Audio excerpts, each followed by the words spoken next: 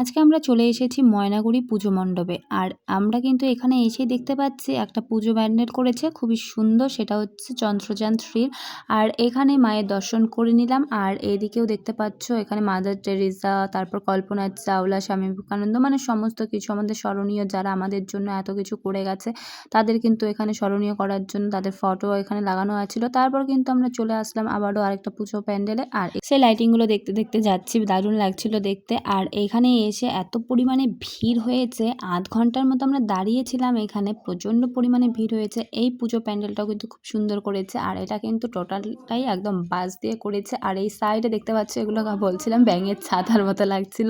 তারপর কিন্তু আমরা ফাইনালি ভিতরে ঢুকে গেছি। আর এখানে এই যে মাকে দেখো, খুব সুন্দর, খুবই কিউট লাগছিল। তারপর কিন্তু আমরা নতুন একটা ইউনিক দেখতে পেলাম, সেটা হচ্ছে এআই সিস্টেমে করেছে। এই পুজো প্যান্ডেলটা সবথেকে আমাদের ময়নাগুড়ির মধ্যে সেরা হয়েছে, কারণ এটা একদমই ইউনিক করেছে। আর এই যে এখানে একটা রোবটও দাঁড়িয়ে আছে, মানে টোটালটাই একদম এআই সিস্টেমের করেছে। প্রচণ্ড পরিমাণে এখানেও ভিড় ছিল। আর সেই ভিড় কাটিয়ে কিন্তু আমরা ভেতরে ফাইনালি ঢুকে পড়েছি। আর মায়ের দর্শন করতে এসেছি, একটু তো কষ্ট করতেই হবে বলো। দেখো কতটা পরিমাণে ভিড় হয়েছে। ফাইনালি কিন্তু আমরা মায়ের দর্শন করে নিলাম। আর এখানেও দেখো রোবট আছে, সেটা কিন্তু বাচ্চাদের কাছে খুবই আকর্ষণীয়, খুবই সুন্দর একটা থিম করেছে। খুবই ভালো লাগলো এখানে এসেও। এবার কিন্তু আমরা চলে যাব আরও একটা পুজো প্যান্ডেল। এখানে এসে মাকে দেখে পুরো মনটা একদম ভরে গেল, এত পরিমাণে ভালো লাগছিল না, মনে হচ্ছে মায়ের দিকে মুগ্ধভাবে তাকিয়ে থাকি। যেন সবাইকে ভালো রাখে, সুস্থ থাকে, এটাই কামনা করি। বাসের প্যান্ডেল, সেই দুর্গাপুজোতেও বাসের প্যান্ডেল, কালী পুজোতেও বাসের প্যান্ডেল, এত বাস জমেছে।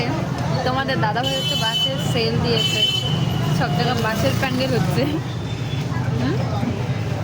আমার এত পরিমাণে হাসি পাচ্ছিল, কি বলবো তোমাদেরকে। তোমাদের দাদাভাইয়ের সঙ্গে পুরো মানে মজা করতে করতে আমাদের এই পুজো মানে কমপ্লিট হয়ে গেল ঘোরা। কী বলতো, এই এত বাঁশ খেয়েছে, বাঁশ খেয়ে খেয়ে আমি বলছিলাম যে শেষমেশ তোমার এই বাঁশগুলো কাজে লেগেছে বলো। তো যাই হোক, মজা করে সব বললাম। সব শেষে চলে এসেছি খুবই এক আকর্ষণীয় এক থিমে। আর সেটা হচ্ছে এত পরিমাণে ভয়ানক লাগছিল, কি বলবো। এখানে কিন্তু দেখতে পাচ্ছ একদমই এটা একটা পর্দার মাঝে সব কিছু দেখানো হচ্ছে, আমাদের পৃথিবীর ভৌগোলিক ঘটনা সমস্ত কিছু তুলে ধরেছে। এত পরিমাণে এখানে ভয় লেগেছে, যেমন ভেতরে আওয়াজ করছিল যেন সমস্ত কিছু একদম ভাইব্রেট হয়ে গেছে, মাথা ব্যথা সব একদম ঘুরে গেছে। আমার অবস্থা তো পুরো খারাপ হয়ে গেছে। অনেকটা ভয়ের মাঝে থেকে সেই ভয়টা কাটিয়ে চলে আসলাম এখন আমরা একটু কিছু খাবার খেতে। তো এখানে কিন্তু আমরা পাপড়ি চাট নিয়ে নিই।